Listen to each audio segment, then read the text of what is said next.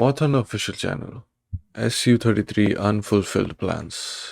Let's look at this. What are the unfulfilled plans from the SU-33? It's currently flying with the sole aircraft carrier Russia has. They're not doing that well because the aircraft carrier barely functions. And the plane is quite heavy. So, let's see.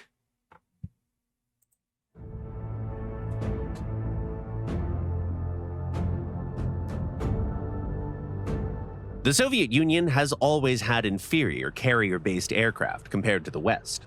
While the United States used all the might of its aircraft carriers in World War II and Vietnam, and the United Kingdom showcased theirs during the Falklands War, the Soviet Union was still busy rebuilding its fleet to fit its new doctrines. In the late Cold War, the most advanced type of Soviet aircraft carrier was the Project 1143 Krechet, and it was used for helicopters and VTOL aircraft. The Soviets had also planned to build the Oryol heavy aircraft carrier for fixed-wing aircraft, but the idea was eventually dropped. Still, the Navy was eager to get some classic carrier-based aircraft, since those promised major advantages in combat performance. And this was very unique though. These aircraft carriers, which he's saying is from Project Krechet. I don't know much about that detail. I only know one of these were Kiev class carriers, and then one of them is called Baku. Was called Baku.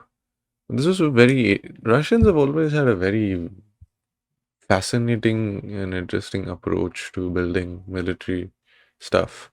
Like even this aircraft carrier isn't technically, it's like a battle cruiser because the front is filled with like where you would think there'd be a ramp or a steam catapult. They have missiles and missiles and missiles. Like a bunch of missiles over here. And then this part, which usually you would think is only for the landing strip, is for this VTOL aircraft, which is, well, let's say it's like a Soviet Harrier jump jet. reliability. After some long deliberations, the Navy decided to create a symbiosis of two projects that originally had nothing to do with each other. The Krechet-class cruisers were ordered to be rebuilt to work as takeoff lanes for a couple of new generation fighters, the light MiG-29 and the heavy Su-27. The work took more than a decade to finish. 5 of those years were spent on developing the carrier-based Su-27K. The original aircraft required numerous changes before it could operate with the Navy. The thing is, the Krechet aircraft carriers only had ramps instead of classic steam catapults.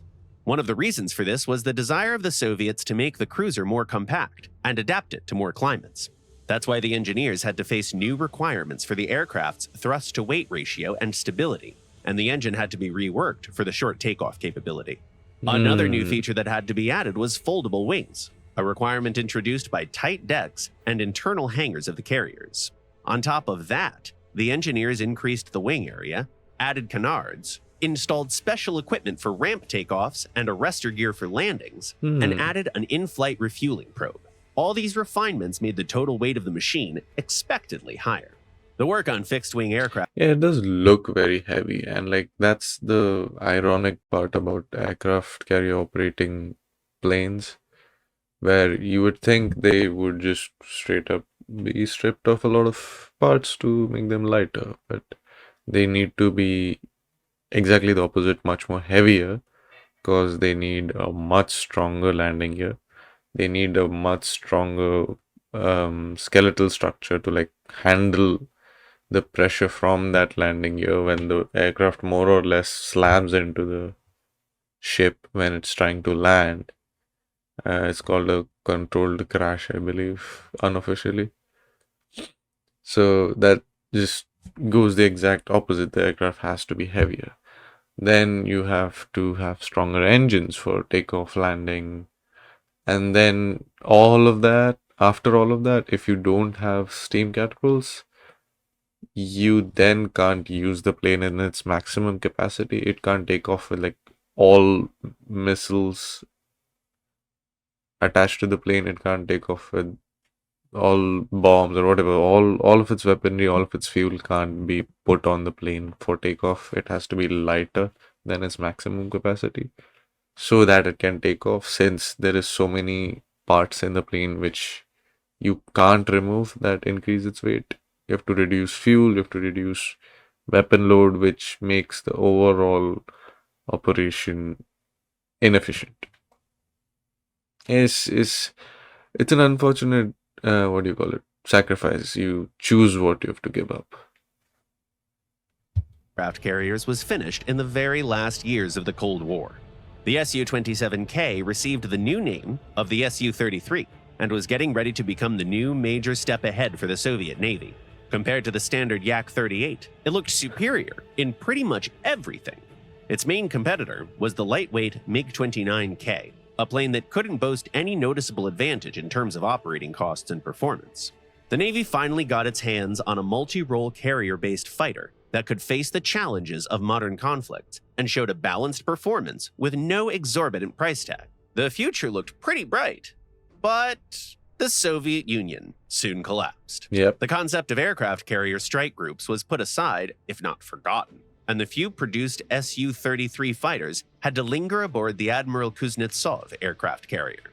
The aircraft eventually underwent a service life extension program, but no deep upgrade is planned. One of the reasons is that the aircraft carrier itself spent some truly long years in repair.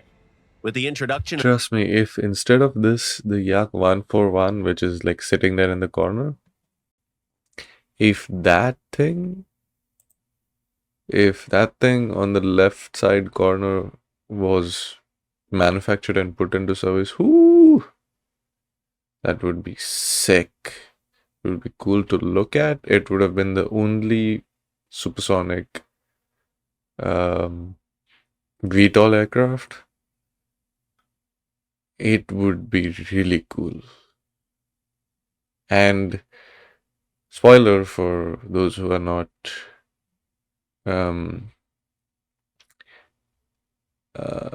deeply involved in military history, the Yak 141 is the secret father of the F-35. Some truly long years in repair.